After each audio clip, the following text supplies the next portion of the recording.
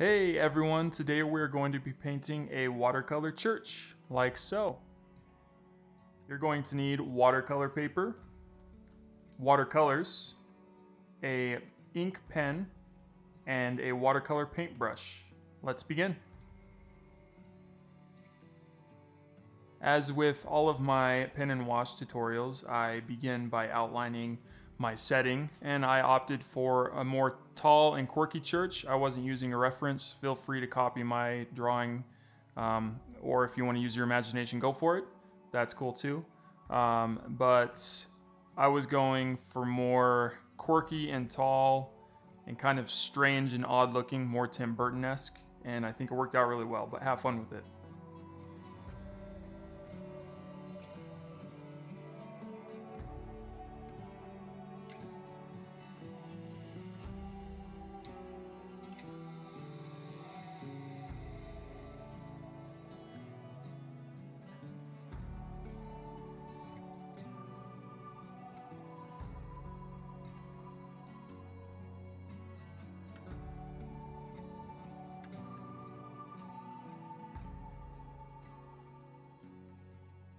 I also added in a telephone pole, which I think adds to the nice setting as well. And that's just a simple straight line up and down with a line that crosses near the very, very top, and then two little arced lines that connect to the church. It's pretty simple, and it always adds a nice aesthetic to these pieces, and I really enjoy them. One super easy and fun thing you can do with your painting is add a little path in. And by doing this, you start thin at the church and the path becomes wider as it approaches you. I added in little random squiggly lines that kind of mirror each other. Not perfectly, but they do mirror each other around the curves and stuff like that. But that can add a nice perspective into your piece, so play around with that and have fun with it. And it always looks really nice, especially for these simple pieces.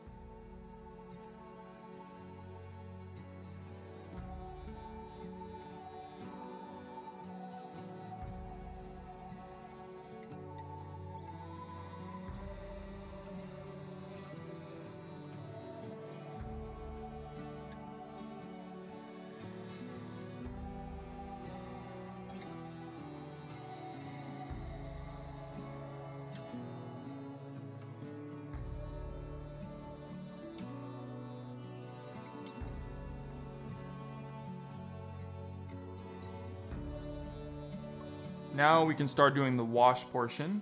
For the sky, which is what I always choose to start with, I added in a very faint blue. It's a very subdued blue. You can do whatever you like, but I am working with a ton of water here. I did another version of this piece right before this one that did not turn out. The sky turned out very blotchy and cauliflowery looking, and that's because I wasn't using enough paint, or I wasn't using enough water with my paint and letting it dry fully. And so the more water you use, don't let it puddle on your paper, but the more water you use with your paint, the more of an even wash you're going to get, which is very important. But by using more water, you are going to get a lighter wash. So that's something to keep in mind as well. So you kind of have to have this delicate balance of color versus amount of water. For the clouds, I do what I always do, and I take a rolled up paper towel and blotch out areas that I think look nice for the clouds. It's that simple, and I use it all the time. So go for it. Have fun with it.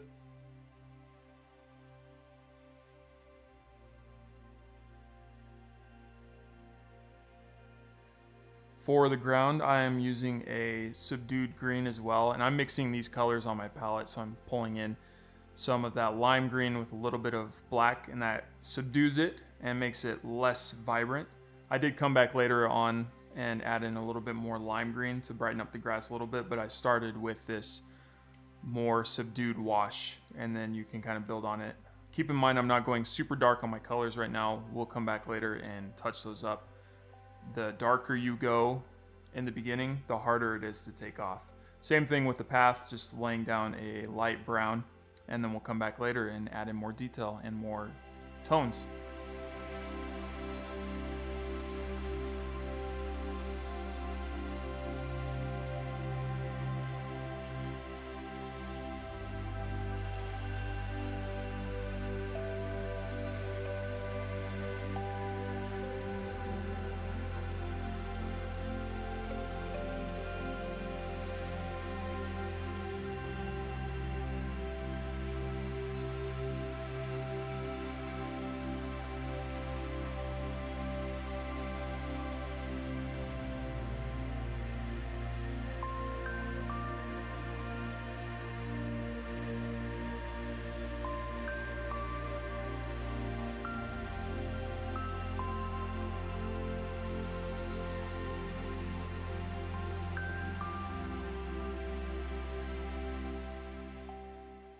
Adding in a little bit of blue into your shadows can help them to look nice and coherent with the piece. I've seen a lot of other artists do this as well, and I've kind of jumped on board at trying it, and it does work. You do have to come back through and mix other colors with the blue to get it looking right. Obviously, you don't want to leave it like it looks right now, but once you start building up your tones over it, it does begin to look pretty nice.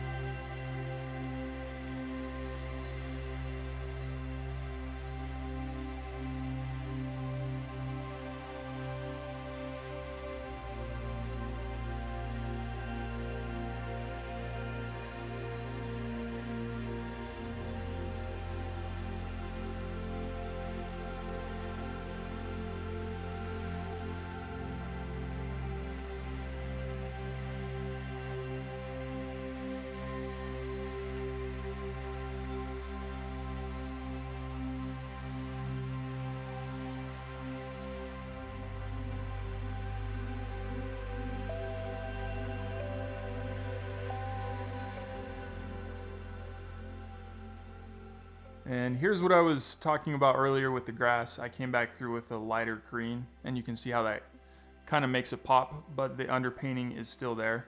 And I was mixing different shades of green to give the grass a less even appearance. And I was using a little bit of paint with a little bit of water, so it wasn't super washy, it was more dry, and that gives it a little texture to the paper. A little bit of grit, which can always look nice for texturing grass and stuff like that. And then I'm just working up my tones on the church, trying to build up the shadows and thinking of where the light is coming from and casting shadows on the church and on the grass. And it's kind of like I always refer to, it's mental Olympics. You kind of have to juggle a couple things at once while you're painting. But as you practice, you'll get the hang of it and you'll begin to understand how everything works.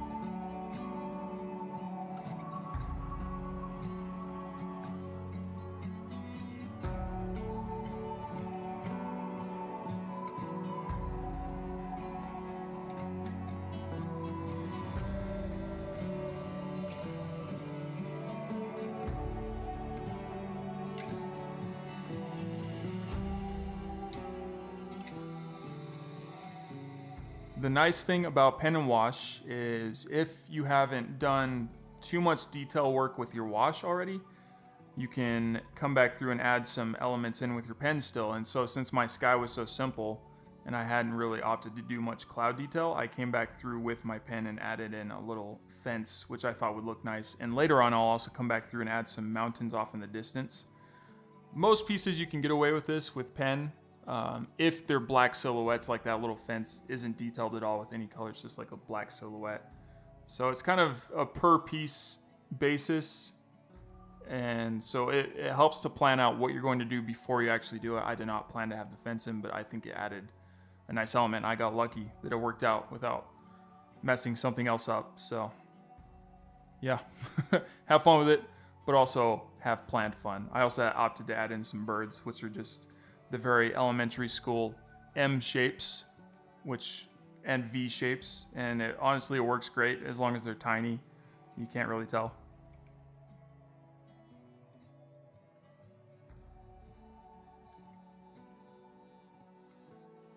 And here comes those mountains I was talking about. I just took a very light shade of blue and added in some basic shapes in the background, and it just helped the piece have more depth and gave us a sense that we are standing on this hill with this little church overlooking a valley way off in the distance, and it just made it look less plain.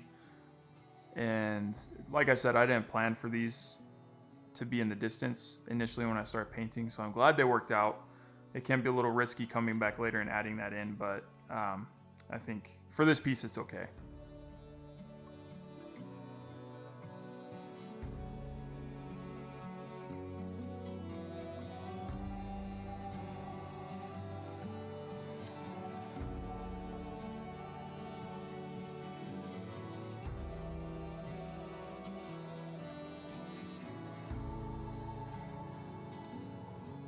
From here on out, it is just adding in more details, building up those tones, adding in more shadows, kind of just stylistic things that I saw fit. You can do whatever you want with your painting. Keep in mind, you don't want to go over detailed, and you don't want to take away from what you have already done. There's a fine line you can cross towards the end of your painting where you'll add too much stuff in, and that can take a really good painting and kind of ruin it and squash it to the very end. So you got to be careful, but that's gonna wrap up the end of this painting. I hope you guys found it useful and had fun with it. I had a ton of fun with it.